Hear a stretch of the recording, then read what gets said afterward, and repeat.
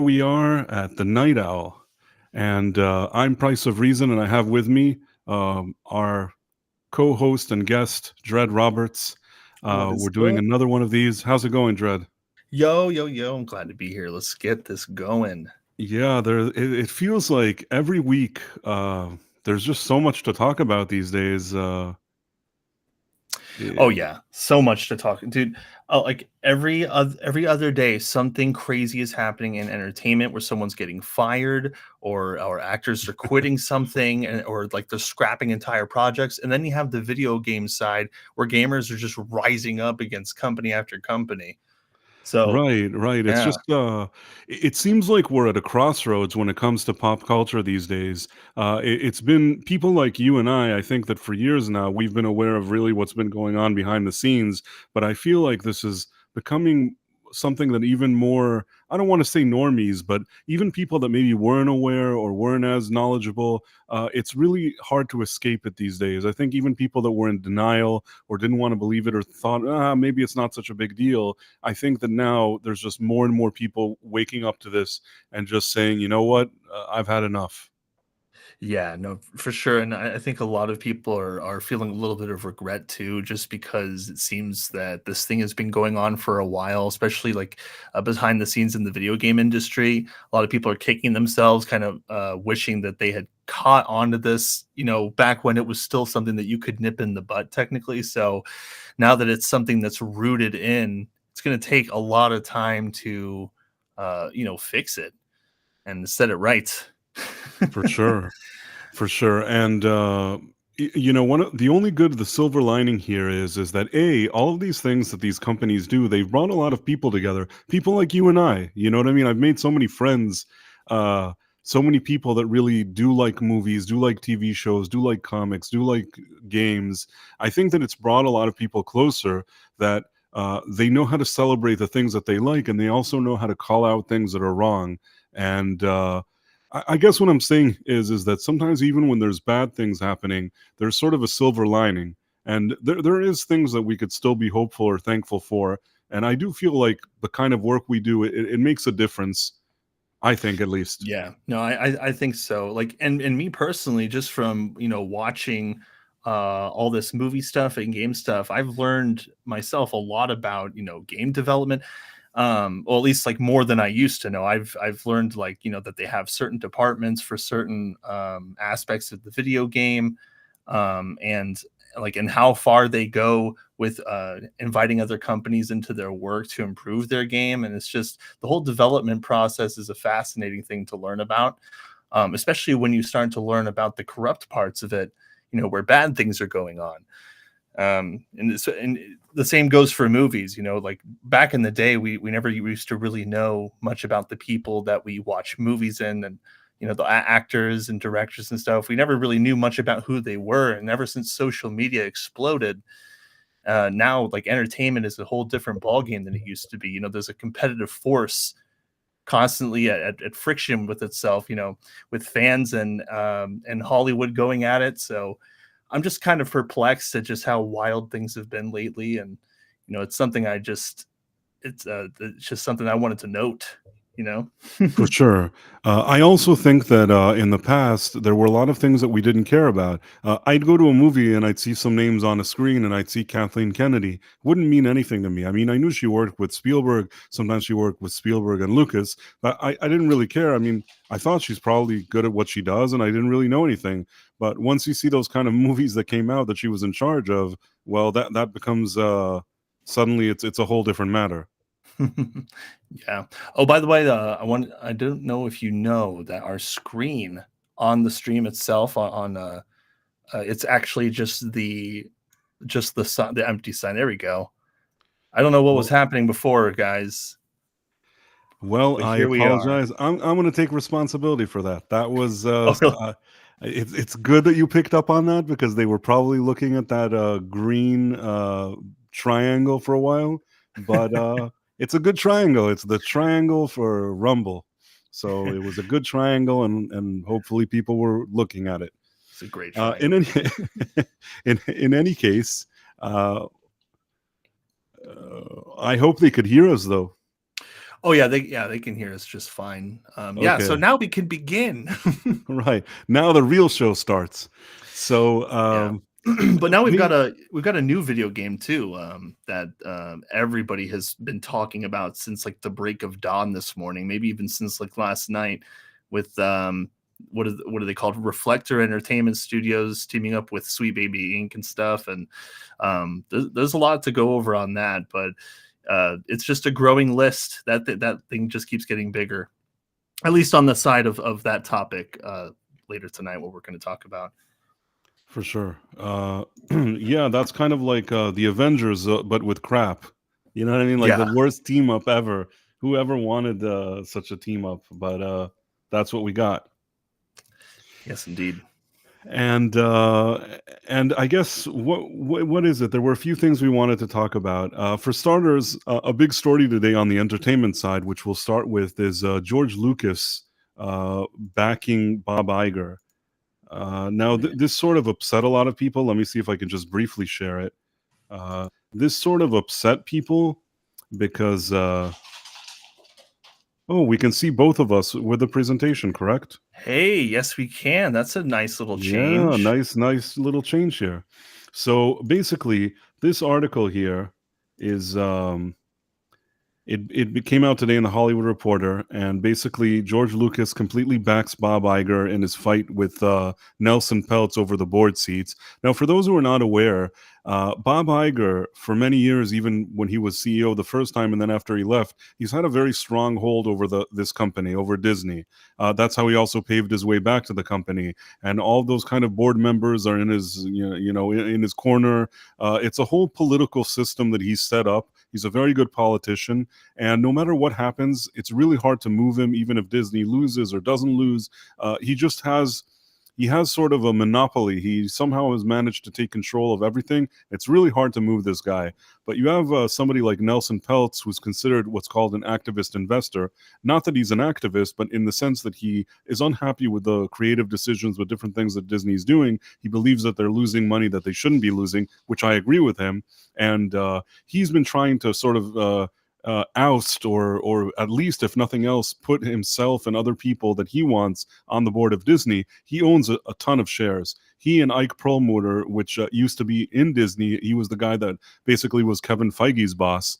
Bob Iger managed to get rid of him, Hmm. and they're not friends. So he kind Oh, of I see. wants back in control, and Nelson Peltz wants in, and they're known for not being these kind of more woke. They're not really extremely left leaning. They're even considered, I guess, more right leaning, and Hmm. all these Bob Iger and all of his kind of people, all of his crew, they don't want these guys on the board there. I mean, they own so many shares. You'd think that in a normal company, they'd at least give them a board seat, but they don't want to do it. So it's become this whole big, what's called like a proxy war, whatever you want to call it. They're all arguing and fighting about these board seats because Peltz wants to instate people that he wants. He wants to be on the board as well. And Bob Iger is doing everything to get rid of him. Now, for a long time now, it's been discussed what's going to happen with George Lucas, because when he sold Star Wars, he got about 37.1 million shares of Disney, which is a lot. He has a lot of stock in Disney. Hmm. So Peltz is trying to gather as many people with a lot of stock and a lot of investors to kind of side with him. So George Lucas, where he went, was a big deal. And seeing this article today, some people were surprised because at the end of the day, Bob Iger kind of screwed George over. He bought Star Wars. He turned it into crap. He didn't let him into. He didn't. He basically kicked him out of the sequels. And people thought that maybe George would remember that and possibly go with Nelson Peltz. But for a lot of different reasons, not only did George Lucas back Disney CEO Bob Iger in this fight, he also said this quote in a statement, at least. I don't know. We'll get to this in a second. He said, "Creating magic is not for amateurs," which is sort of a rebuttal to what Nelson Peltz was saying in some interviews, that basically these guys are acting like amateurs. And I think that the narrative that Bob Iger and his people are trying to push is that Nelson Peltz is an amateur and he shouldn't be involved with Disney. So the fact that Hmm. George Lucas is using this, including a few other kind of terms that Bob Iger uses a lot, it almost seems like Bob Iger and his legal and PR people worded this statement from George Lucas, which again, some people were surprised about. But what it turned out, and I give credit to Valiant Renegade, but although I myself did some research and even some articles did say it afterwards, I don't know if you know this, but George Lucas, he's married to a lady called Melanie Hobson. Are you familiar with her? No, I am not. Please So tell me. she basically she is sitting on the board of JP Morgan Chase. And about a week ago, JP Morgan Chase's top guy, Jamie Dimon, their CEO, whatever he is, executive, uh, he basically backed Bob Iger. Now, He why is backed this him. important? Because that guy is a really big deal when it comes to Wall Street. He has a lot of pull, a lot of power. And this is something that I was actually explaining earlier on a stream on Midnight's Edge After Dark, is that I was telling them that the way they're selling it to Lucas, either him or just even to his wife, they basically told him, listen, you got 37.1 million shares. And if you let this other guy come in with his people on the board, it's going to cause a real problem within Disney. It's going to rattle the stock, and the stock can suddenly drop by 50%. Now, when you have the kind of money invested in this kind of stock that George Lucas has, and at this point, George Lucas is married, he has a daughter with Melanie Hobson, and he's Mhm. not getting any younger. And this lady deals with finances. She's friends with that J.P. Morgan Chase guy. They're all on the same board. This is in their interest now that Bob Iger stays. This is basically, in their eyes, bigger than George Lucas' Star Wars or how he feels about the sequel trilogy. This actually, it's his bottom line.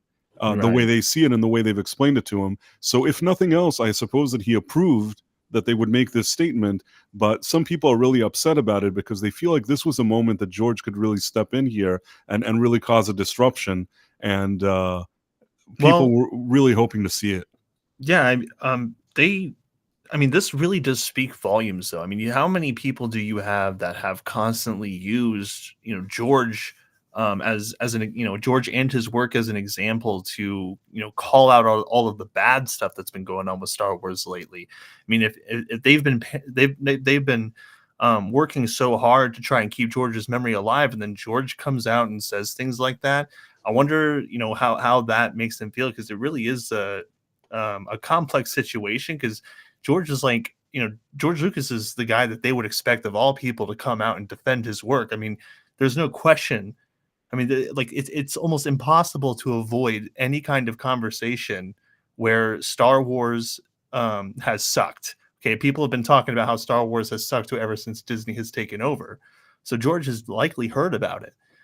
So to see him come out and say this, I'm sure that it's very shocking to a lot of people, especially myself, because I would, even I was on the side of thinking that George would be like, well, you know what? I did this and everything, but I just don't want to see my legacy die this way. So I'm definitely on the side of just like, wow, okay, George, got you. And some of the arguments, and I feel like all day there have been so many, whether it's DM groups or streams or so many different things. One thing that my friend Tom Connor said is that he thinks that George Lucas doesn't even really like Star Wars. He likes it, but he's kind of over it, and he gave a different perspective that we always think about how much we love everything about Star Wars, but George Lucas at this point, he has different things on his mind, and that he even thinks that Star Wars, in a way, in George's mind, kept him from doing other projects over the years. That in his prime, instead of making all these other kind of cool indie movies that he wanted to make, he ended up, turning the whole Star Wars thing into his life Yeah, project. And he says yeah, he doesn't know if he has the same connection that the fans have. Maybe George is just kind of over it, and he's just like, yeah, whatever. He only cares about his bottom line, about his money. I've also heard theories from other people that maybe he's already 80 years old or something, and that recently people have looked at him and he didn't look like he was in great health, and maybe people are I just at this see. point sort of taking over his affairs, and he just kind of nods his head. We don't fully know. It is weird in the sense that the words that are used here are clearly not words that George Lucas himself said. At best, maybe for financial reasons and his wife and his daughter, he signed off on it. That's the best case scenario. Maybe he doesn't even, the worst case scenario, he doesn't even know. And he's just, somebody went and made the statement. Maybe his wife. Yeah, it doesn't seem like something that George would say. Like when I first saw it, I thought that he was talking about Bob Iger. It's like creating magic is not for amateurs. So why did I leave my work with these people? But no, it turned out to be the Right, and then complete opposite. there's a few other telltale signs. Here he says, "When I sold Lucasfilm just over a decade ago, I was delighted to become a Disney shareholder because of my longtime admiration for its iconic brand and Bob Iger's leadership." I feel like George Lucas would never. This is a guy that sat in an interview with Charlie Rose and said that the people at Disney were kind of like slaver people that they. I don't want to say it because I don't want to flag anything, but he said something that basically, if I said it now, I could get flagged. That's how he felt about Disney, and later he had to walk it back because of for legal reasons. He wasn't actually supposed to say that, and Yeah.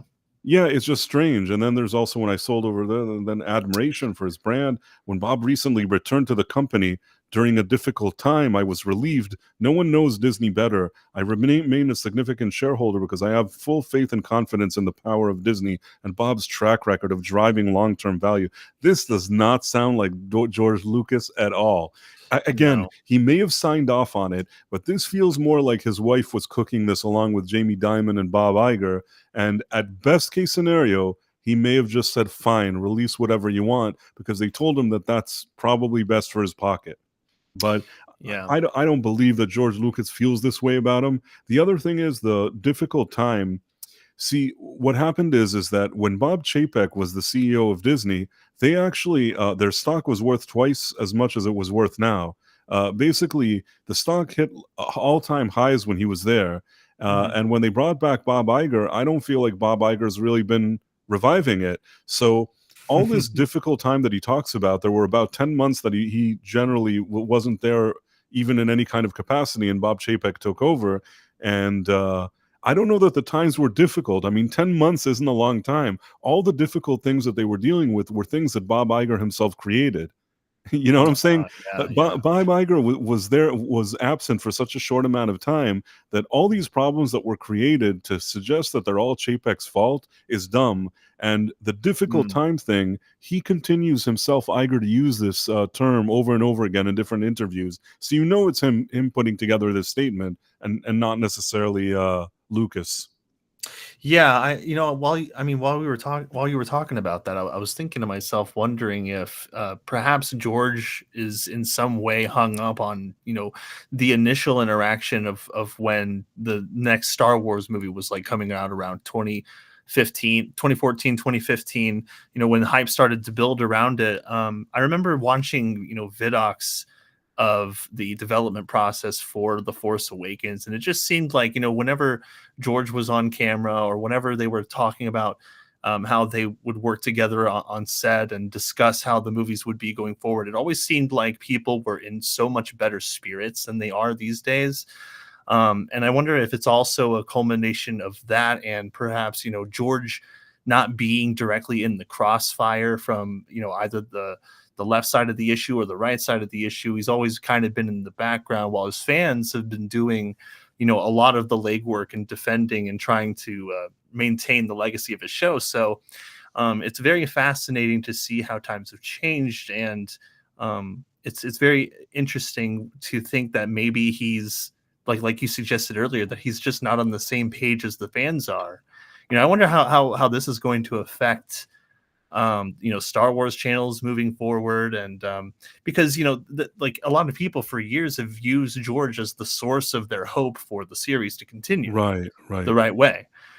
And I don't know if it's extremely significant of an event yet, but this could build into something, that could, I don't know if it'll kill hope for Star Wars, but I think it'll sour a lot of expectations moving forward. I think that already this statement today has soured a lot of people. It was one thing that he wasn't saying anything and he stepped back and Disney were doing whatever they were doing, and most people, many fans weren't happy with it. But they didn't have a feeling of unhappiness with George. Maybe they were disappointed that he sold it to Disney to begin with. But aside from that, there was always this feeling that kind of Bob Iger kind of screwed over George Lucas.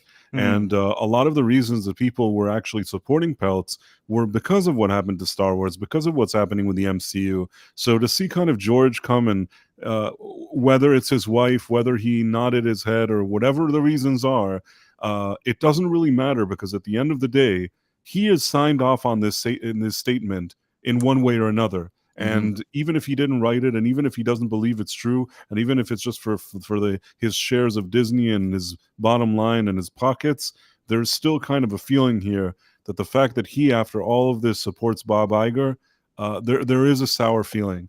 I Yeah. am not as sour as some other people, because I think that at this point I don't know what you can even save from Star Wars. Um, when it comes Yeah. to the Skywalker saga, there's nothing you can do to turn back the clock on that one. They messed that one up. They screwed over the Luke Skywalker character. We didn't get that, and I don't think there's a way to turn back the clock on it. When it comes to Han Solo and Leia, Carrie Fisher's not alive. None of those actors are getting any younger, and Yeah, that was their last chance. I think that always bugged me. The fact that, like, yes. that was their last outing, like, that just oh, man. Right, that was the one chance that they had to actually do something that fans would really get excited about, and they completely blew it. And that in and of itself is such a big mistake that from there's really almost no way back. Then they had sort of an anomaly with The Mandalorian season 1 and then season 2, that they managed to, against all odds, build a little bit of goodwill from fans, Mm, but then they squandered it all with all their petty crap and firing Gina Carano, which again, it's not that the whole series was Gina Carano, but when we saw again how these people act and the kind of petty and over political atmosphere that exists in this company, and what they think of their viewers and how they treat fans, all of this was really really bad. And yeah, I think that if there was any kind of hope, a lot of people got off the train there. yeah. I still think that I got off the train in the Last Jedi, and even though the Mandalorian seemed like somewhat of a course correction, there was still this feeling in the back of my mind that long term, it's really hard to correct the mistakes that were made. But there was a little bit of hope, just a little bit. But I think that after the whole Gina Carano thing blew up, it kind of became clear that that was just a smokescreen, and that's why when Oh, I yeah. see this now with Lucas and he's backing and he's not backing, I'm not taking it as personally. I can understand why some people that still had hope are sour, but for me, I think this is it. The train, the ship has sailed. The train has left the station. I don't know how you go back and fix it. The only thing that can happen is maybe 10 years from now, maybe for years you don't have Star Wars. A completely different creative team comes along. Uh, Creates something that happens maybe 400 years in the future, ignores or doesn't talk about things that happened here now, all this Kathleen Kennedy stuff, just a whole new generation rediscovering the Sith and the Jedi or anything. You know what I'm saying? Something Yeah, hundreds of years in the future, maybe you can pull something off, but that's going to be very complicated, and it's never going to be what it was. You'll never be able yeah, to recreate the momentum of having that biggest brand in entertainment. It's kind of like, in a way, it's kind of like Bud Light, if you think about it. You have this big brand, and it takes so many years to build such a good brand, but you can very easily make it go away. yeah. I wonder if George has seen the trailer for The Acolyte. Have you seen that? I've seen the trailer for that shitty show, and yeah, it looks awful. It really really looks awful. Uh, It looks like the Wheel of Time live action series for Amazon, but with lightsabers and even more CW than that show Totally, totally. is. I actually said this earlier somewhere else, that it looked like the CW, and somebody corrected me and said, "Listen, the budget here is bigger than CW. You can tell that the shots are more stylish and things like that." And you know what? I'll give them that. Maybe the shots are a bit more stylish, but the second that you see the Jedi come out with all those lightsabers and you see them walking around and talking, that completely feels CW. There's a huge C. This does not feel like cool Star Wars. This feels like very CW Star Wars. Uh, Yeah, it's the same thing as they've been doing, especially like the entire morality concept in Star Wars, where they're trying to muddy the waters and blur the lines between good and evil. Like there's literally a line in the trailer where this lady's like, "It's not about good versus evil. It's about power and who can wield it." It's completely just getting the whole thing wrong again. And the showrunner, either the showrunner or the writer, came out and said that they were writing a story that would paint the Sith as the underdogs and the Jedi as the obstacle to overcome. So Yeah, I mean, there's the same stupid thing. This is the very 2024 mentality, which I don't like. And it's been no. prevalent with Disney and everything that we've seen now, even in Star Wars, that that there is no good and bad, that there isn't. They keep wanting to push that point over and over again. They did it in The Last Jedi, where Rose Tico tells Finn, look, they're buying these weapons, guys are buying those weapons, there is no good or Yeah. bad. And it's like, this is Star Wars. There is good and bad in Star Wars. That is Star Wars. If you don't understand that, you should leave right now. You know what I mean? You should go away. There's no. What do you mean? There's no good or bad? Then go do another show. And Yep. honestly, the lady that they took to produce and write this show, the former. I struggle with this sometimes because I don't love branding her as the former Harvey W. assistant, but at the same Mhm. time, was there nobody else available? I mean, it's not like she has this great track record. I mean, beyond even the Harvey W. stuff, I mean, why did she get to produce a Star Wars show? What are her credentials even? You know what I mean? I don't know. I don't think there is anybody else because I wouldn't have repeatedly hired these people. I mean, like so No, many she fans who don't even work on production, who don't even work with Bob Iger, people like who just like get on a computer and like Google search, can see these people's track records on their movies and shows, and like they can figure it out almost instantaneously. And yet these people in Hollywood don't get it.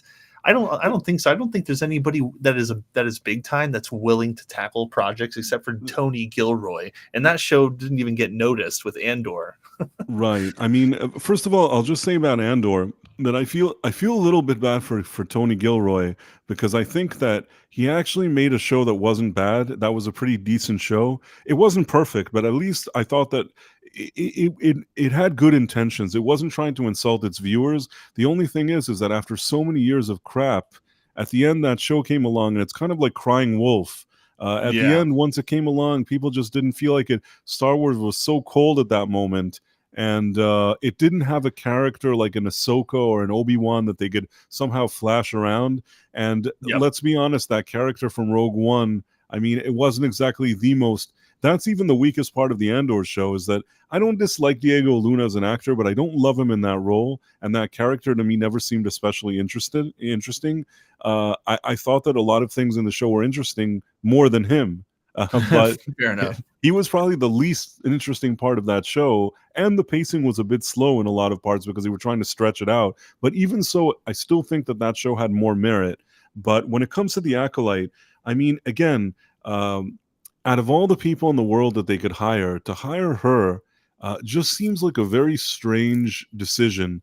And it's not like she made all these great science fiction shows, that she has this great track record. I mean, why would you insist on bringing her? To me, she seems almost like unemployable. I don't know why you would want her there. And Yeah. very sneaky and weird. I don't like to dive into conspiracy theories, but man, is it weird that she was the one that they chose.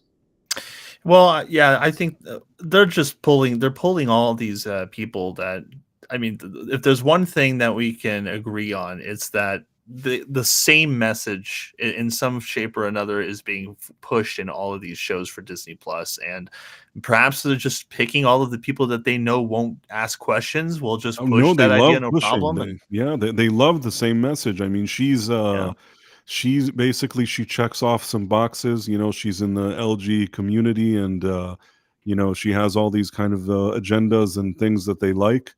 I guess that's one of the reasons why they like her. I will say, I'm hesitant if to say it, but I will say it. I don't know if I'll regret this. What do you think? Should I say it or not? I mean, you might as well. This is going to sound, I mean, I sometimes think it's a bit surreal myself. I actually met Leslie Headland many years ago.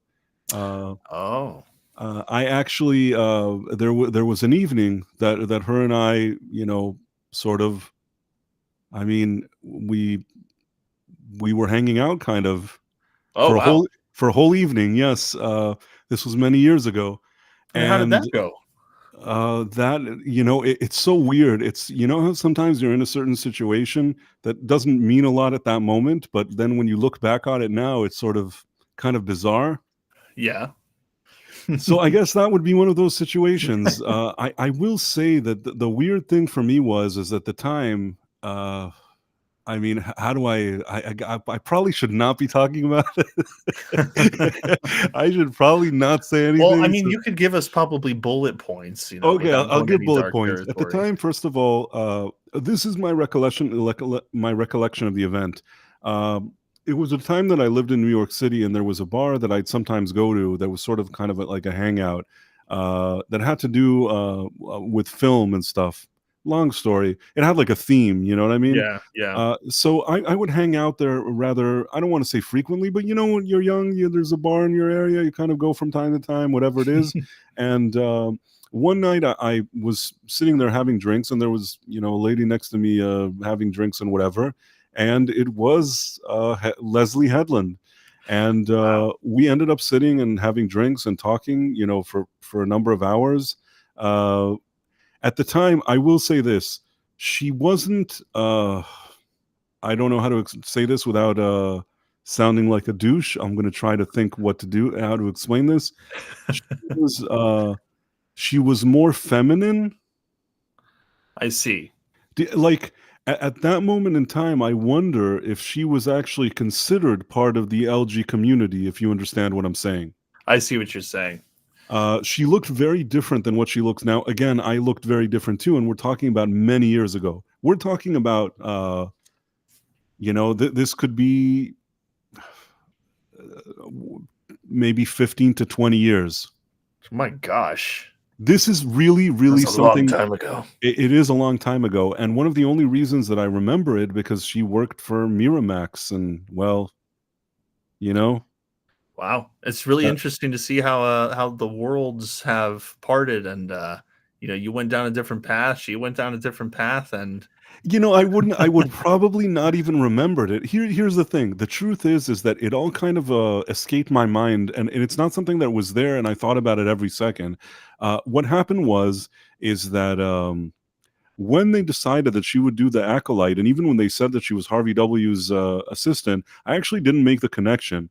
The weird thing is that I remembered, she had this kind of recognizable raspy voice. yeah, And then yeah. I actually, because I was just learning the material, who is this person that was appointed? I watched a video of her, like in a variety interview or something like that, and I clicked play, and then I heard her voice, and I remembered the voice.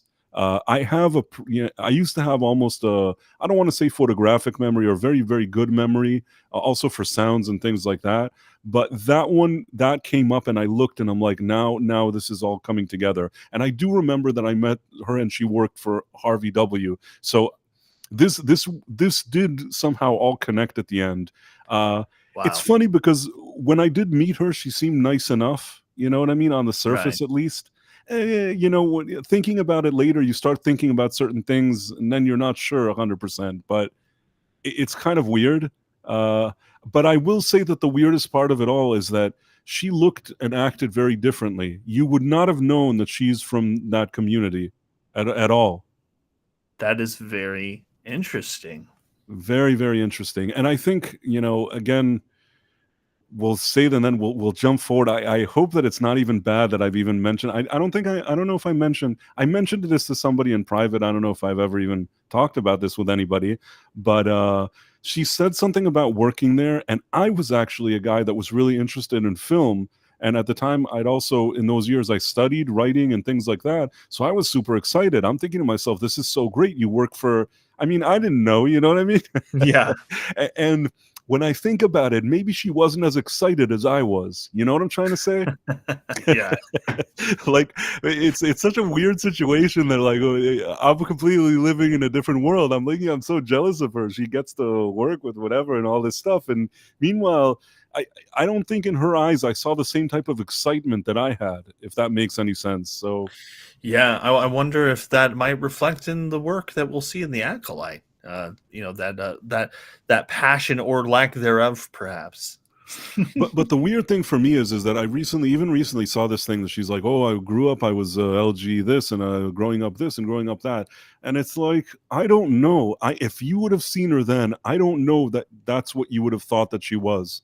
Do you get what I'm trying to say? Yeah, well, I mean, geez, 20 years, I mean, that can change a person. I know that I've Right, changed right. a few times just in the past few years. So Right. I just wonder if perhaps something happened during those years that influenced her even on that level. But I don't want to speculate. I don't know. And it's best. The best thing I can do now is shut up and move on to the next subject.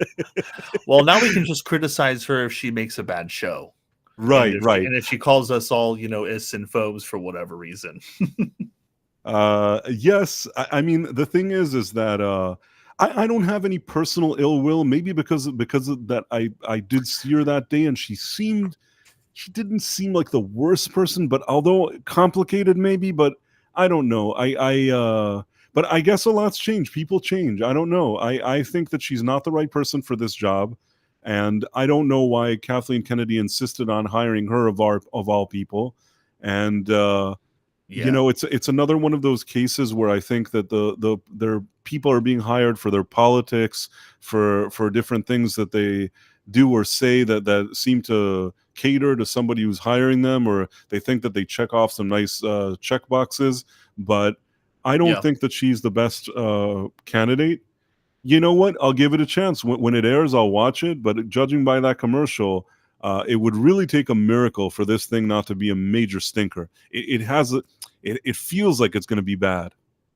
Yes, like just judging from what we saw in the trailer, it seems like there's just a lot of nothing going on. Like it shows a lot, but like just judging from the past Disney Plus shows that we've watched, I don't see why my expectations should be higher than they usually are, and I don't see why anybody else's expectations should be higher. I think that the things that we've seen her say in articles, the showrunners, the writers, and all the way up to Bob Iger himself, it doesn't look like anything's really changing. They constantly talk about going back to quality, but I just see more of the same. And so I don't know who to put my faith in exactly. Doesn't seem like Jon Favreau's doing anything interesting right now. And I know that there's probably going to forever be a permanent wedge in there because of Gina Carano, and they're always going to be at odds with each other in some way. By the way, this is her. This is Leslie Headland. Oh, so what is she saying in this article? Let me find it. Let me try to scroll here. Whatever you think the Acolyte is, it's not. Yeah. I'm so sick of the news telling me that. It's like this company doesn't do what you think it does, and yeah, I don't. It sounds like another.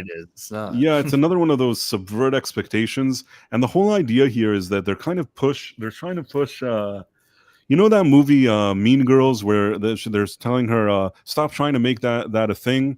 That line from Mean Girls. Yeah. Kathleen Kennedy at some point decided, when she saw that everything was screwed, she ruined everything that comes after the Lucas 6 movies. So then, in order to make it even worse and really bookend her crappy agendas, she published those books, The High Republic, which at the time was when Bob Iger kind of put the kibosh on her making movies. So she made these terrible books, which seemed like crap to me, with like the most modern day agenda peddling thing that you can think of, and she made it so it would be kind of what happened before the prequels. So she basically gets to determine what happened before George, what happens after George, and at the end she's setting the tone. That's what she's telling herself. That's what she brought Leslie Headland for, to bring those stupid books to life. So this whole era now, it's like she's trying to bring forward, bring to life the literary stuff that Kathleen Kennedy brought in after she canceled all the extended, the extended universe. She got rid of all those books. She decanonized them and then brought her own stupid books. So that sounds horrendous. Right, and all of this is already bad. It already sounds bad. I mean, just looking at the pictures from those books and the characters and whatever, it seemed so on brand for Kathleen Kennedy and her crap. And I guess she just needed somebody like this Leslie Headland to come in with the right check marks and do the thing. I'm just surprised that she didn't even worry about any kind of perceived backlash because of Headland's former. Now, I'm not suggesting that if she worked for Harvey W. that she personally, she Right, didn't right. attack whatever, but somehow, it's probably not the best on the resume. No. Um, Turns out also I was reading we were right about what we said earlier about the show's plot. It says that the Jedi are the institution and the Yes. under the Sith are the underdog. This feels like all kind of, it'll be some kind of allegory for some kind of anti-West, anti-colonizer, anti-Hawaii, anti-establishment, and the Yeah. same nonsense that they like to shovel all over the place. I feel like this is what it's going to be. Um, Yeah, also the characters in this show, like they don't even look like Jedi or Sith. They're all wearing weird outfits. It's like it's very similar to those other like really poorly made Netflix fantasy shows. Like what the first thing I thought of when I was watching this trailer was Witcher Blood Origins. Like okay camera work and then like some of the worst costumes and character designs I've ever seen, including that really overused half shaved like dreadlock hairstyle that they use in everything. Literally one of the Jedi has that hairstyle that like I have seen in so much crap now. Like it looks like a completely uncreative mess that they did not put thought into the design of the characters. Although I do have to admit, I didn't see any white people in there. So that was a really interesting. Well, unless you're talking about the Jedi Master, who is a white lady. But other than that, fully 100% diverse. In fact, in some respects, they lean into the diverse aspects of the Jedi, giving them completely different outfits from each other. Some of them, so one of the characters, who's a black lady, it looks like she's wearing like African inspired outfits, and they've completely departed from what makes Star Wars. And what they're doing is they're taking these ideas and they're running for miles with it. And I'm really shocked seeing people that are like, oh, it's going to be an amazing show.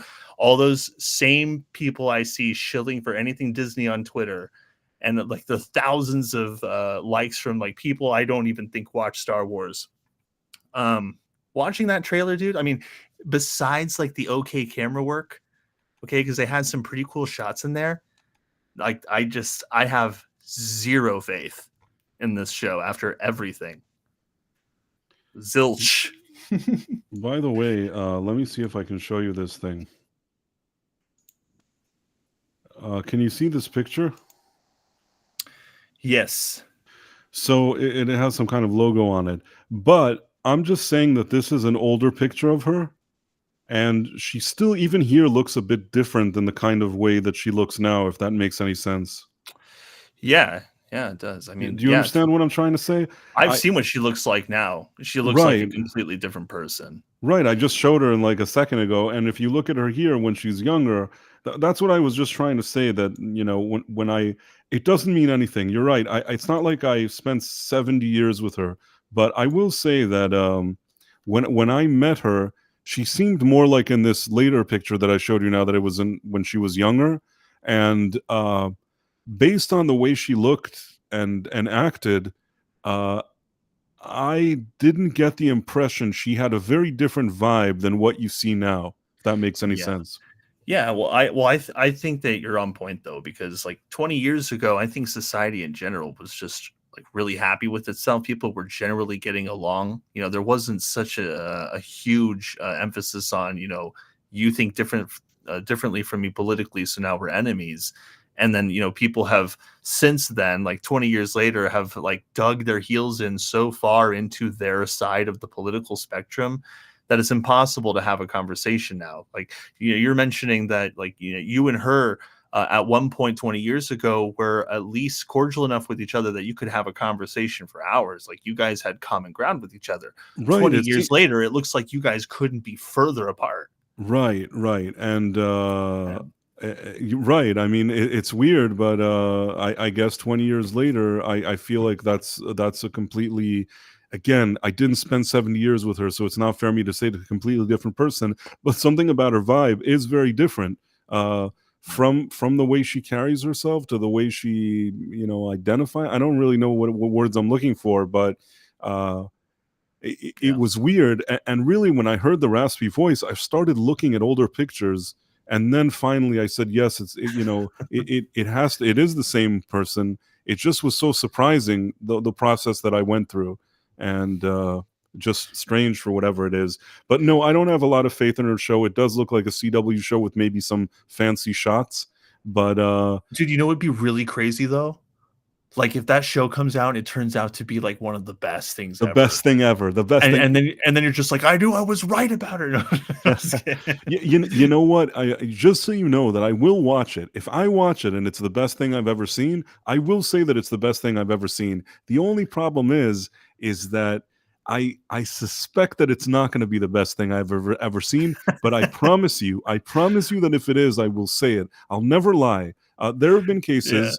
There was that. Okay, what was it called? The Predator, the thing where the Native American girl in the forest, that they did like a Prey? prequel to the Predator. Now, don't Prey. get me wrong, I still thought that movie was kind of dumb, but it was at least semi mildly enjoyable and watchable. It wasn't Yeah. the best Predator movie by a long shot. I didn't think it was the best thing that I've ever seen. I thought it was okay, but when I saw the commercials initially, I thought it would be 10 times worse. So when I saw it, True, yeah. I said to myself, and I did say, it's not the worst thing that I've seen. It's not as good as Predator 1. It's not even as good as Predator 2. But over the years, they had those like Predators or whatever that they're all running around in the forest. I guess, maybe it was better than one of those. You know what I mean? It was all right. I could watch it. There were a few ridiculous girl boss moments in it, but relatively speaking, there was something about it that still was good enough for me to watch and not completely rip it apart. So it's not that I just say something and it has to be bad afterwards. It's just a matter of, most of the time when I look at the trailer and I sense it's going to be bad, it usually ends up being bad. Well, what do you think? What movie do you think is going to be better? Do you think do you think it's going to be the show The Acolyte or the movie Rebel Moon Part 2? The thing with Rebel Moon is, and I was actually easier on it than a lot of people. Rebel Moon, for me, it wasn't ruining anything. You know what I'm saying? Zack Okay. Snyder wanted to make that movie. Because I wanted to do an early review, I actually went to the theater, which wasn't packed, by the way. I went to Oh the well. theater to see it. You'd think that the thing would be full of all the Snyder boys or whatever, but no, Yeah. nobody.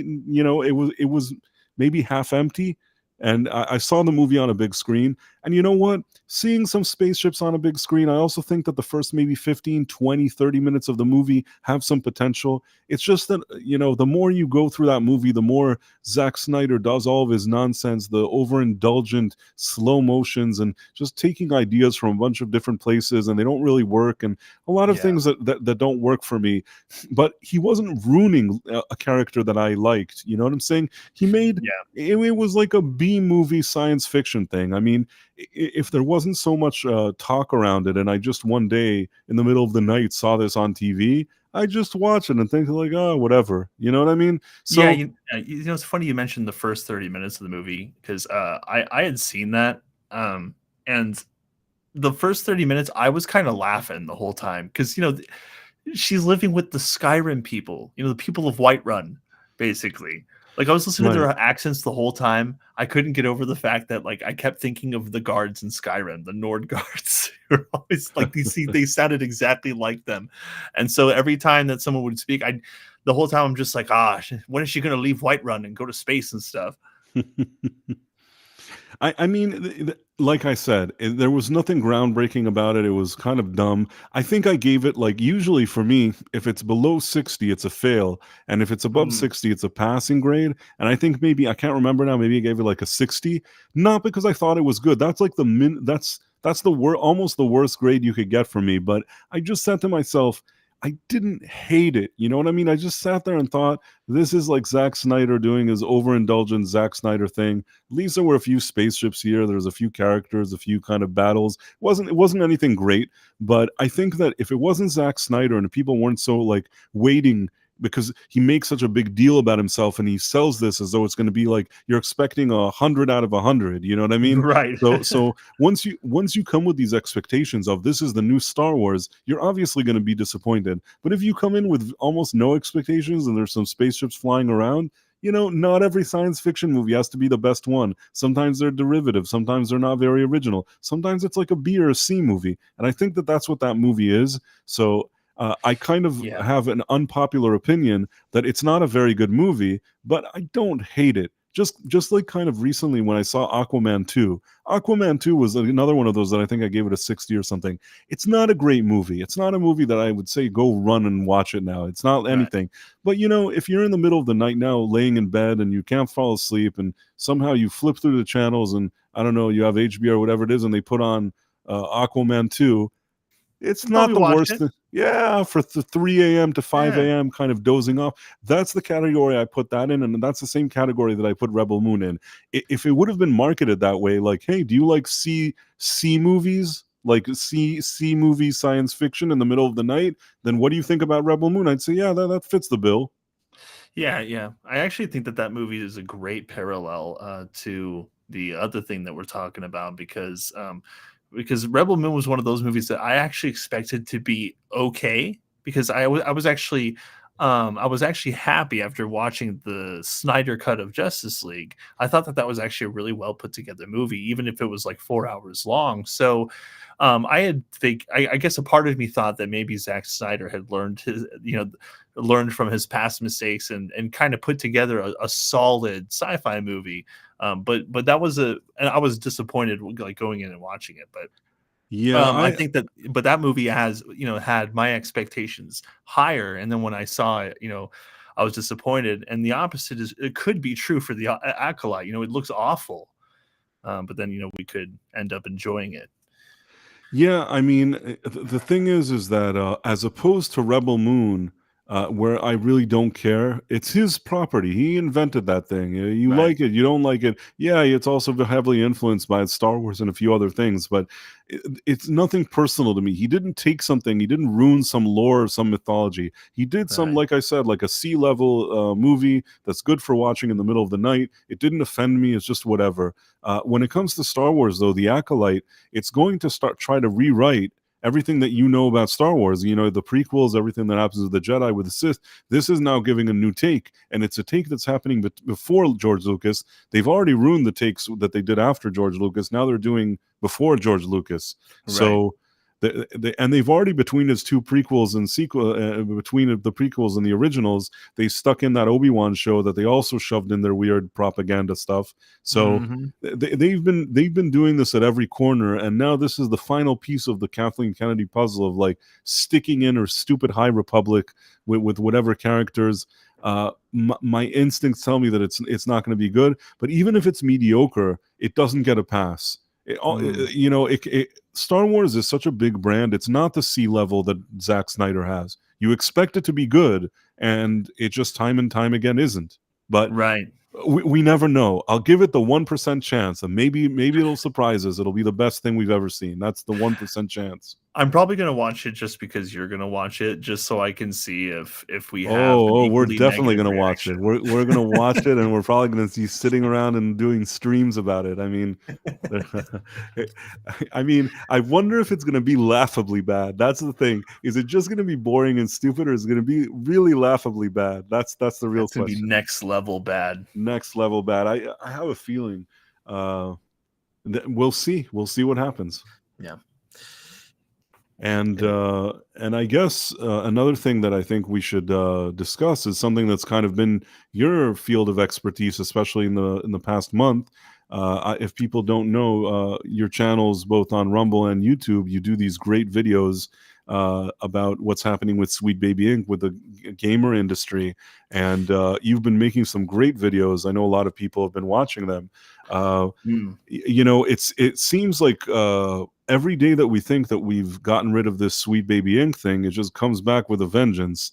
And first of all, and just for viewers that maybe haven't tuned in or aren't aware, Sweet Baby Inc. is a company of quote unquote consultants that somehow, I guess these game developer companies, in order to get these kind of DEI scores, sometimes it also involves them getting funding. They need these companies to hire them as quote unquote consultants, and these companies basically threaten and bully them to put in a bunch of diversity into their games. so that they get the money that they need and the scores that they want for the DEI and all that stuff. I Yep. say bully and harass because even when you hear that CEO of that company talking, it sounds like she's pushing these companies around to shove in all this kind of diversity. There's nothing wrong with diversity, but there's a difference between diversity that's a part of the story and it's organic, and that's not the feeling you get when you hear these type of Sweet Baby Inc. executives talking. Right. Yeah. One of the biggest things about Sweet Baby Inc. is that they push diversity, but what part of their mission is basically pushing diversity while tearing down another ethnic group.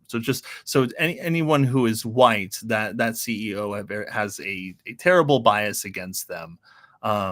Actually factors them in when working with companies and how fast of a rate they work with that company, depending on who is in charge and if they're white and male.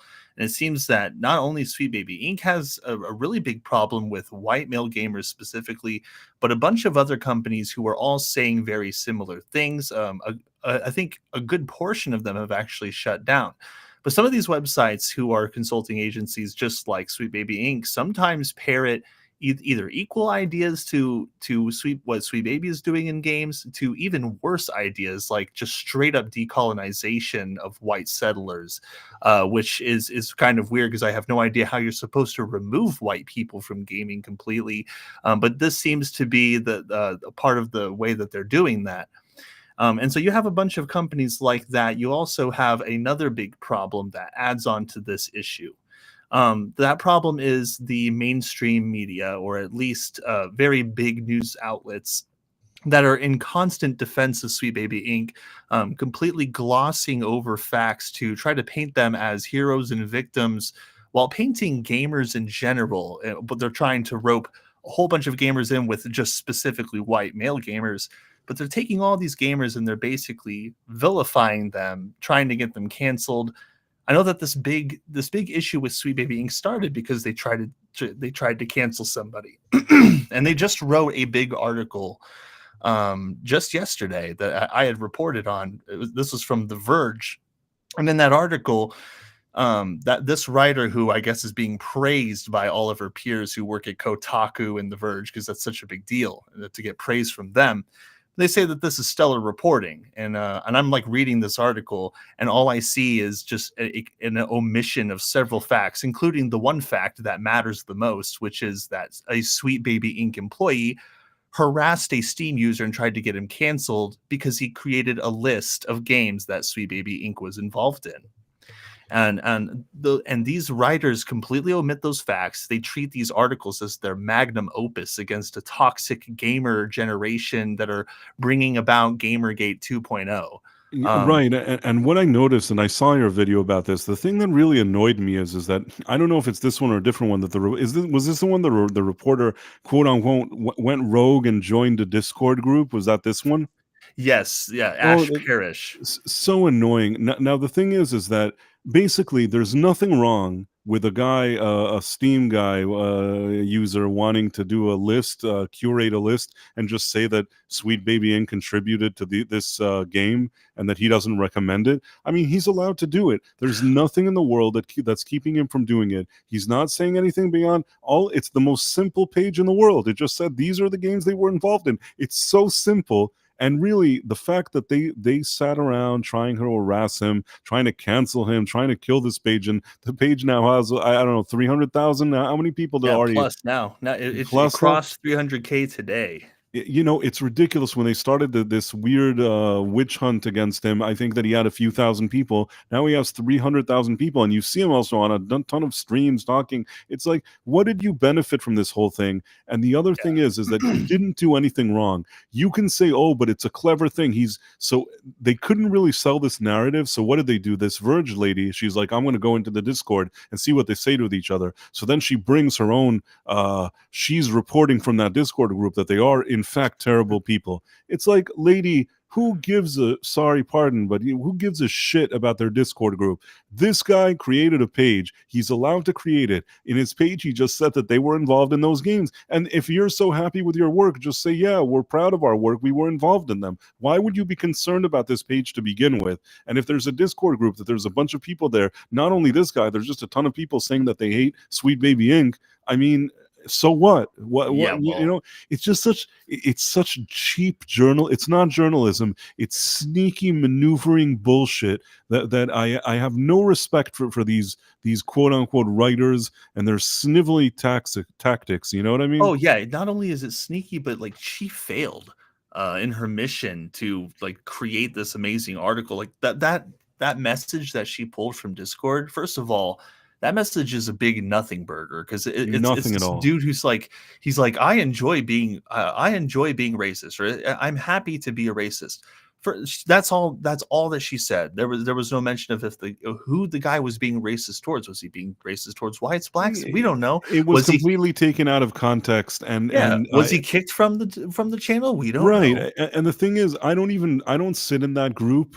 You know, I think that most of the 300,000 people that followed that Steam page are not in that Discord group. If there's a few people in some Discord group, and even if, let's say, one is a terrible person, that is a real kind of working around the issue and trying to sell some kind of narrative. The narrative is this: he started a Steam page. He said these are the games they were involved in. He has 300,000 followers. These employees of this Sweet Baby Inc. tried to cancel him. It was they that were harassing him when he was doing something that he was well in his right to do. It doesn't matter how or why he did it or anything. He didn't do any kind of hate speech on it. He just had a page and he said that this is the list. And the fact that they would try to spin this desperately with Discord and all these stupid Yeah, stories to present it as though he got up and he tried to do something bad. I mean, at the end of the day, this guy's a guy from Brazil. I think they're barking up the wrong tree here. You know what I mean? they He would totally be are. considered diverse by their standards, but he's not. He's a terrible person because he did a list and he doesn't like their stupid agendas. You know what I Yeah. mean?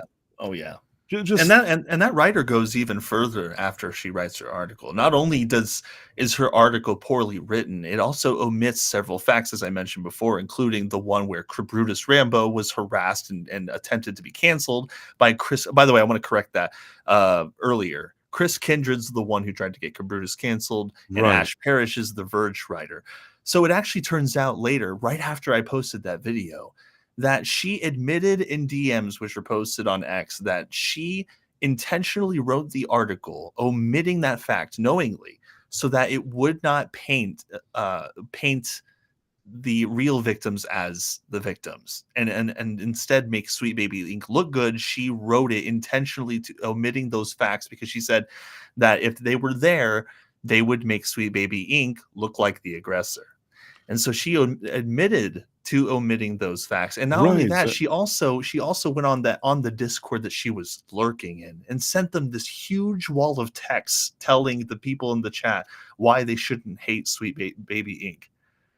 It's all for attention, and it's pathetic. these people are pathetic, and you know what? With every the fact that they're spending all their time on this thing, it just shows how desperate and how pathetic that they are. Yeah. And I've never liked The Verge. I've always thought that they were a two-bit publication, and they Mhm. haven't changed my mind with this thing. Whenever there's some kind of article with some kind of legacy media protecting these type of those shills, protecting those kind of Disney corporations or other ones like them, you usually see those type of articles in The Verge. I can't think of one time where I opened The Verge when I clicked on a link there and it wasn't one of those kind of shitty articles. I can't think of one time that I actually clicked and it's like, wow, this is a very interesting article. Not even once. There's always some kind of sneaky, you know what I'm trying to say.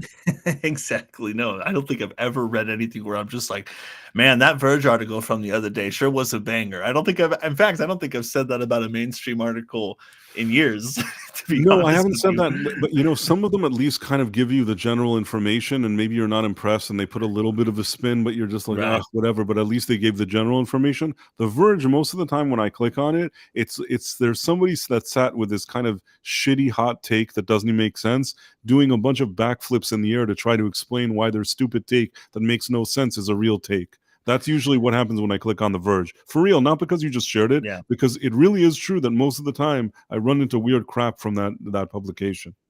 Yeah, me too. Yeah, they're definitely, well, you know, this writer used to work for Kotaku, and now she works for The Verge, and her best friend is apparently Alyssa Mercanti, who was the Kotaku writer, who's like, well, you can't be racist towards white people. I mean, that's Right. just their All bubble is those people, they're all yeah. intertwined, all these sniveling weasels, you know? Yeah, I noticed like they're all working at the like they keep switching from one publication to another. Like they switch back and forth. Like the company hires them from another company, and they're just vomiting in each other's mouths. Like They're jumping from one Titanic to another, basically. yeah, pretty much. And well, the second you mentioned Kotaku and The Verge and all the whatever, all these things, like they have zero credibility. And I don't think there's been a time in history that they've had less credibility than they have now. And that's Yeah, why I think that this effort, I was actually I was kind of under the weather. I actually wanted to do at some point a video about this, of how insignificant at this point they are. yeah, I think that in the entire history of this type of activism journalism that we've seen in the past 10, 15 years, I don't think they've been more irrelevant than now. I think that there's just a feeling that maybe that it's good for their echo chambers, but there's less and less people that they can somehow guilt trip or capture or even impress. People are just not taking these type of quote unquote news organizations seriously anymore, yeah. along with them and the Mary Sue and all those other dumb ones. You know Oh what I mean? yeah. No, I agree. There is some serious panic going on at Sweet Baby Inc. Let's not make any mistakes on that. I mean, they're scrubbing stuff right now. They're from what I understand and from what I've been reading, that they have been removing certain information from their websites to not associate with certain studios. They've removed they've shut down a bunch of their accounts. You can't get in contact, or you can't get in contact with them. You can't find them and what they're involved in specifically unless you look up their staff on the game pages, which is why it's a big deal today that people on X discovered a new video game from published by Bandai Namco. People want to make sure and I want to make sure it's clear that Bandai Namco is a publisher. The developer is Reflector Entertainment, and so they're just being helped by Bandai Namco. But Sweet Baby Inc. is involved in this, and not just involved. Apparently, the co-founder of Sweet Baby Inc. has a higher position. His name is Dave Badair or something, and he's the co-founder of Sweet Baby Inc. He has a high position up in Reflector Entertainment right now, and so does Kim Belair, who is the other co-founder of Sweet Baby Inc. They both have like very prominent positions in this game development right now, and her position is story architect. So they have huge say in the story right now. So whatever this game is that's coming out that has the main actress who plays Yennefer in the Witcher series, her name is Anya Charlotta. Charlotta. Yeah, she's the main actress in that video game. I've already seen several photos of the gameplay, which basically just looks like Forspoken and looks like trash. But then you have photos of her where in some photos she looks all right, but then in other screenshots of the game, she just looks horribly rendered. She looks masculine in some areas, and a lot of gamers are worried. I mean, of course, people are trying to sift through to see what's legitimate and what's just. From what I remember, that actress on the first season of The Witcher looked pretty nice there. Why would they go out of their way to make her look not good? Well, yeah, again, that just goes back to the ESG money Right. They have to make. She has to look like a dude now. You're right. You have to look like a dude now. My that's bad. Just yeah. No, dude, no, but that's Western game development now. And like people are that's why people are trying so hard to make sure that they stomp out the SBI involvement with Japan, because Japan and Korea, from what gamers understand, including myself, is that they're actually trying to like push out video games where the characters are attractive and the stories are on point. But Western development, they're not doing anything like that. Not right now, anyway. They're Nope. doing is spending money on meaningless companies that do nothing for them, like Sweet Baby Inc., except close down, get their studios to shut down and have their games be colossal financial flops. It's sad. For sure. I mean, I agree. Yeah. This game is coming out this year, but like I couldn't even believe it. Like I really thought I was looking at a sequel to Forspoken, and we all know what happened to Forspoken. Like the studio that worked under Square Enix, were completely shut down because of Black Girl Gamers' involvement in the game. And they pair very similar ideas to Sweet Baby Inc., more so in the fact that they want to protect or keep Black Girl Gamers safe. From what I have no idea, as I've stated before, but yeah, rant over on that matter. But yes, it's actually not getting better, because that what I was going to mention that I failed to mention was that game developer on their community page. Sorry, I hit my mic. It's On okay. their community page on Steam, apparently the rumor is that they wiped out like 99% of their forums or the people in their forums. But a lot of people, when I was reading those comments on their page, it's like, I'm here to just get banned by the devs for bringing up SBI. And what was being reported upon was that people were merely mentioning, oh, looks like SBI is involved with this game. And I don't know if it was the moderators or the people in charge of the Reflector page, but they were just kicking people. And they were doing the same thing in their Discord page as well. And the video that I just did today was me trying to get into their Discord, and I couldn't get into it. Said that the invites were halted, so they're not inviting anybody. And somebody commented on my video that I posted, and they informed me that they were actually one of the ones who got to stay in the Discord, and there's only like 200 people and like 70 active now.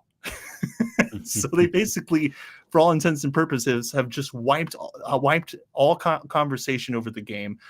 They're not accepting it. They're basically they're down spiraling. Just like anything that Sweet Baby Inc. touches, it turns to you know what. Right. I mean, I feel like they're gonna have to change the name of the company or like rebrand or pretend they're a different company now. I think that the Sweet Baby Inc. I don't see how you can get work. If I'm a game studio or some kind of company, they must know that this is now like just poison. You don't want anything to do with them, and I wouldn't hire them. I just wouldn't want, even if I wanted to do all this kind of woke stuff, whatever they want, I wouldn't get these guys because these guys are basically burned. Everybody knows who they are. They know what they stand for, and people don't like it. So at this point, not that I think that's a good solution, but at this point, I think they're going to try to go for other companies like it. Oh yeah. Just all that's on anyone's mind that are on our side, all they're thinking of is, I can't wait to not spend money and make it known. Like it's all about not buying the game, just saving the money in your wallets and waiting for the next best thing to come along. And I think that a lot of gamers are jumping on that bandwagon now. And I think that these companies, I think that they should be scared because, that just on Sweet Baby Inc. detected alone, that's 300,000 plus. Like, That it's is crazy. growing. That has to go down, in history and when they teach business. This is one of the dumbest things I've ever seen ever. It's so stupid. You have to be the dumbest. That Chris Kindred or whatever it is. Oh yeah. That is one dumb person. I don't know what to tell you. I mean, look, it was one thing to get him canceled and like, okay, you're one of those crazy people who's just like, fine, you're not going to take accountability for trying to get this guy canceled. But then you crap on Akira Toriyama mere hours after his announcement of his passing. And then all that backlash, and then you fight against that backlash and try to justify your position. And then after that, you call everybody associated with the page Nazis. Yeah, these are just people. They're basically just highlighting what everybody thinks about them, and there's a lot of desperation going on, and they're acting in just a very kind of.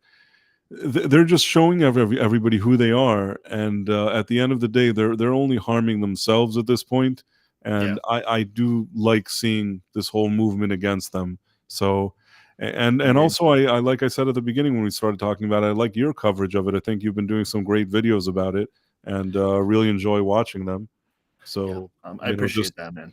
I put in there's a description in the link uh where Oh, people should be able to find your channel. But in any case, just so you know, on YouTube it's Dread Roberts, but also on Rumble it's Dread Roberts.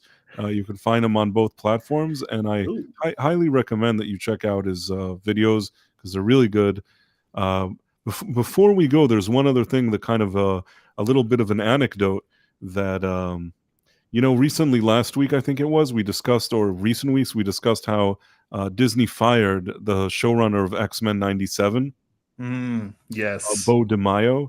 How could So we today forget? there's an article in Looper, which again I don't really consider that much of a publication, but it's still interesting that Okay. they're basically saying why this guy was fired. And the funny thing is that without really knowing anything, without you know being Looper or being kind of this kind of legacy media or anything like that, we discussed it here, and I told you that I believe that it had something to do with the fact that he has an OnlyFans page. Yeah. He had an OnlyFans page that the newspapers tried to claim was very platonic, but at the end it turns out that he put all these nude photos of him doing naughty things. Uh, Oh no, man. but what I will say is this is that and I said this on in a few places, a few other streams, that I speculated that the guy was sort of Victoria Alonso'd. What I think, and this is just my interpretation, I don't know if it's 100%, but what I think is that you remember I showed you the video where he says that Kevin Feige hired him because he was a black gay man? Yes, he said. Yeah, he said it meant a lot to him, or it meant the world to him as a black Right, gay right. man. Yeah. So I think that at the time Disney was really pushing these kind of agendas, and Kevin Feige may have hired him for that purpose. But now, maybe when they saw what the outcome of that was and what the creative direction he was heading in, Feige, and this is a lot of times what they do, they hire people like Bo DeMaio, but then they use them sort of like a human shield. The second there's something that may go wrong, or the show doesn't look good, or it's going to have backlash, especially now that Disney is under fire for all their politics. Suddenly they need to like have a scapegoat for why this thing went south, and they already fired this guy. I was saying that I felt that maybe they wanted to get rid of him either for this creative reason or for other reasons. But with Victoria Alonso, they kept promoting her, saying how great she is. They let her do all the stuff, and then when the movies weren't making money, Kevin Feige fired her, and they Right. said that it was a problem because she breached her contract. The breaching of the contract was something very flimsy, but that was supposedly the reason why they fired her, because they didn't want people to say that they fired this LG woman who's stunning and brave and from the Latinx. What do they call them? I don't know what. You know what I'm trying to say. The The community. thing that nobody uses Nobody except even the knows what it media. is. But yeah, so they didn't want it to look like that. So they're like, no, she breached the agreement. So I feel like here what they did was they said, we were very concerned about his OnlyFans. They're never not saying it officially, but now in this Looper article, a quote unquote scooper, a guy called Jeff Schneider or something like that. This Jeff Okay. Schneider guy, he's sort of like he plays both sides of the fields. On one hand, he's kind of buddy with all the studios, and he's always kind of shilling and Yeah, yeah. kissing. I don't want to say kissing. Yeah, Sounds like okay. a Jeff Schneider. Right, and then and then what happens is that he's kind of kissing their asses, and then he gets access to see movies and all this other stuff. But at the same time, he has these quote unquote scoops. He's a scooper. So his big Ah, scoop was basically what and even what we talked about in recent weeks, that the big scoop was that what's his face? That they didn't like him, and they kind of used the OnlyFans as sort of a way of getting him out of there. Now they're like, oh, he was very difficult to work with. I don't know if he was difficult. I don't know if it's a situation that they're trying to course correct. They must have seen something there. I have a feeling that X-Men thing is going to come out, and it's going to be super, super agenda driven. yeah. I actually am betting on that too, and I think it's going to be really weird watching it because this show doesn't have an active showrunner right now. So it's like when this show comes out, it's going to feel like an afterthought because the dude who's running it and basically helmed the whole thing mean, he's not there anymore. And so And you it's you like, don't get rid of a guy like that so quickly before if there isn't something bad. I mean, yes, he had an OnlyFans page, but he's probably had this for years, and he keeps on posting pictures of him naked or whatever. They must have seen that. I suspect that they must have seen it. So the fact that they brought it up now, it's kind of like with the Victoria Alonso thing. They're like, okay, we need to get rid of him, but we don't want people to say that we got rid of a gay black man, especially that we made such a big deal that we hired a gay black man. Now we're going to fire him. So instead of that, they're like, "Oh, look, like he's naked all the time. We can't have that." yeah, honestly, it's funny that when you were talking about how it'll probably be really agenda driven. The one thing that I have connected in all shows when there's a trailer that comes out is I always pay attention to what they're putting in the trailers for the people to see, and the same thing that I see in the X-Men trailer is stuff I've seen done so many times before, where it's like in all the trailers I've seen, which I think there's like only two, maybe three. It's always the same scene of the X-Men fighting the Sentinels and maybe like a little tidbit of Magneto and a couple of other mutants and maybe like and then Cyclops and Jean Grey with their baby and like parenting or whatever. But all I have seen action wise is like either Storm blowing up the place or the same Sentinel fight over and over. And what I'm wondering is if that stupid fight is going to be at the beginning of the show, and then we're not going to see anything cool like that for the rest of the show. And then we'll have all these weird storylines that are, like you said, agenda driven.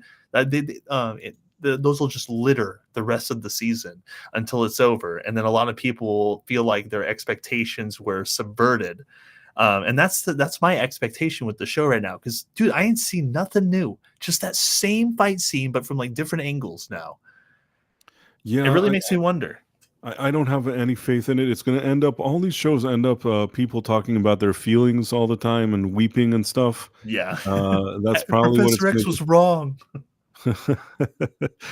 Right, and I feel like this is going to be a disaster. I don't have any much hope for X-Men or for Acolyte, but you know what? I'm going to watch all of these things because I feel like I have no choice but to watch these things.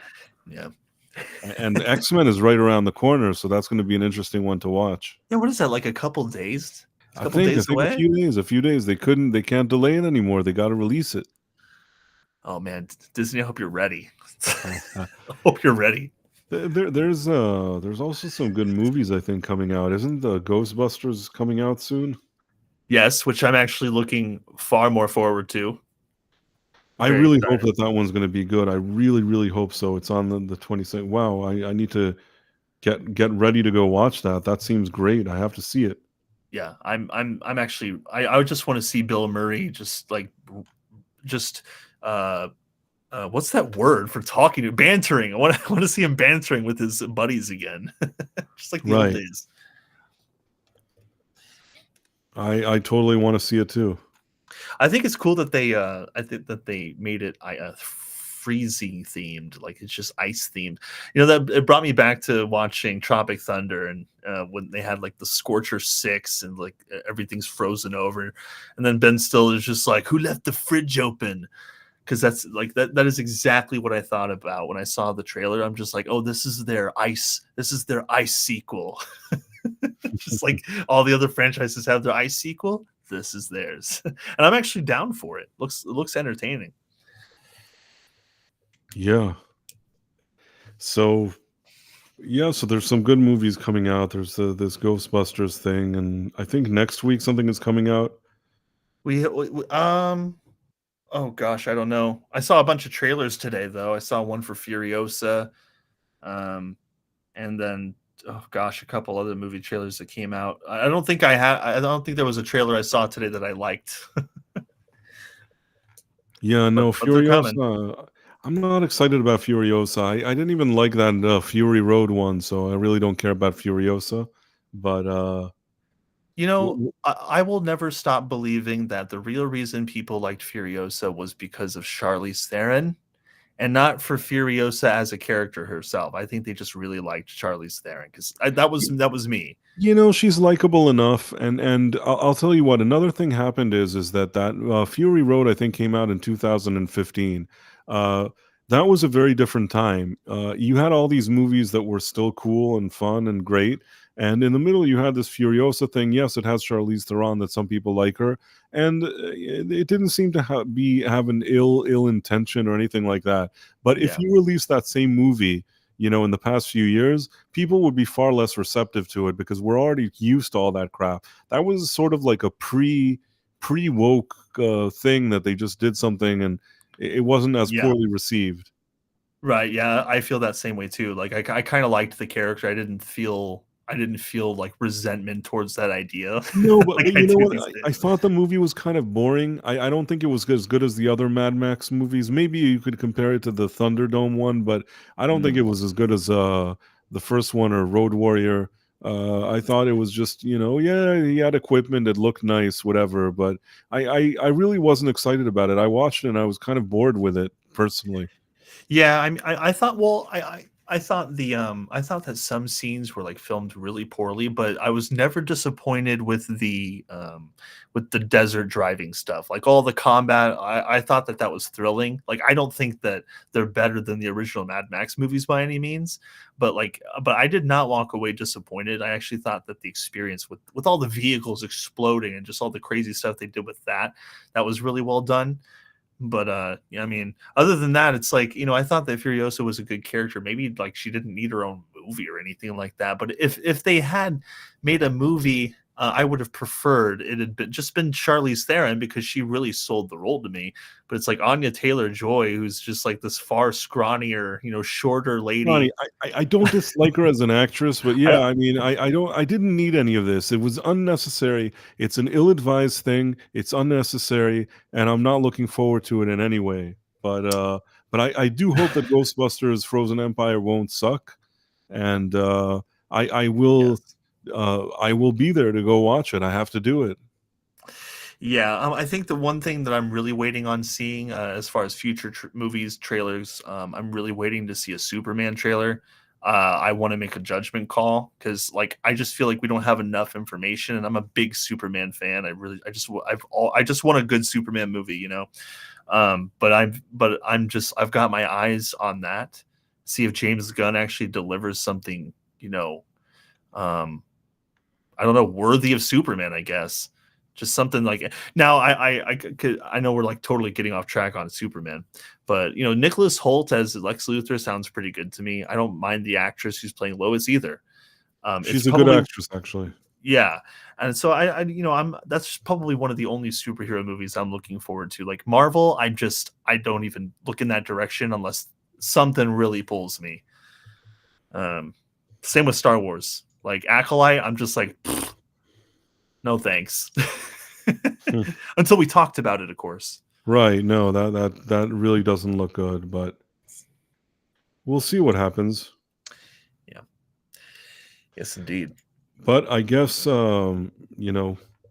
can start wrapping up our stream. I guess it's kind of getting late. Um, No. First of all, I want to thank everybody that's joined us. There's a lot of great people I saw here tonight. Tripping Orc, Backyard TARDIS, Kawine Calendar, The Gooch, Diabolical Souls. I think I saw Cannoli Sasquatch here before. I thought, yeah, he's here. Tripping Orc, I think I said. Teutonic Salt. Tsippy01, Adiga Outlaw, Willem 03, Oh yeah. Ismic, ISMK, uh, HZMTFC. Oh That's wait, a Hazmat something FC, right? Hazmat. Hazmat FC. Yeah, Those are great names. great names, easy to remember. Easy to say and easy to remember, but nevertheless, I'm happy. Another great program. Just love hanging out and doing this every week, Yeah. and really grateful for the great responses we're getting. And we'll continue to do this every week, and hope that you guys enjoy our takes and our analysis of pop culture. It's nice also we're doing this kind of late night. Some people these are their hours, so Yeah. like I said once, somebody told me that I had a late night voice, and I hope that's the truth. I think that you have a kind of late night vibe too. So together, I think we do a good kind of late night atmosphere here that's sort of laid back, relaxed, and Yeah, we, we give the information, but we do it in a way that's suitable for this late hour. indeed. No, it's a lot of fun. Like I mean, I don't know if I have the voice for it, but I definitely have the desire to do it, and that speaks volumes to me. I enjoy being here talking to everybody, and there's always so much to talk about. I don't think we've ever had a shortage of subjects, and No, yeah, no, sure we that'll use happen one day, but my gosh, no, really. every time we don't have a shortage. And by the way, tornadoes, thanks for stopping by. Yeah, we don't have a shortage of things. That's just the state of pop culture these days. That sometimes we even have so many things to talk about that it's hard to fit them all in. But I Yep. think we usually try to keep it around 90 minutes, and I think we usually go over a lot of cool stuff, and we did it this time. If you have something to plug, you want to tell some people about the things that you're doing now. Okay, sure. Yeah, no problem. Yeah, so it's been a blast being here. If you guys want to find me and you just want to hear me talk more, look up Dread Roberts on YouTube. The link is in the description. Thank you to Price, and then you can also find me on Rumble as well. I wish my Rumble got more love than it does, but it is what it is, and eventually I'm sure things will get better. But in the meantime, it's still a lot of fun to be able to upload to both and to meet new people on both websites. It's just it's a great experience to have more than one platform. It's been a lot of joy. But anyway, before I go on another tangent, but I'll be updating everybody on more Sweet Baby Inc. tomorrow. I actually have another video I'm doing. And then yeah, that's pretty much all I got. Just more news and maybe another review soon. Great. Yeah, and I did this review about the movie Cabrini. It's more of a period piece. It's not really comics or science fiction, but if you're into period pieces that are sort of inspirational, you may enjoy my review. That's You can find that on my channel. And aside from that, I wish everybody here a good night. Thanks for being here again, Dread. Uh, Yes, my pleasure. Great. Always enjoy beyond the stream just hanging out. You're a guy that I get along with. I don't know how that happened, but I think we get along. Me neither. I even told you a secret that I haven't shared with most people with that 20 years ago encounter, which was very strange. And now we all know. We all know Now we more all about know. Price. Everybody knows. Uh, well, you have a good evening, man. I'll see you soon. All right. You all have a good one. Good night. Good night, everybody.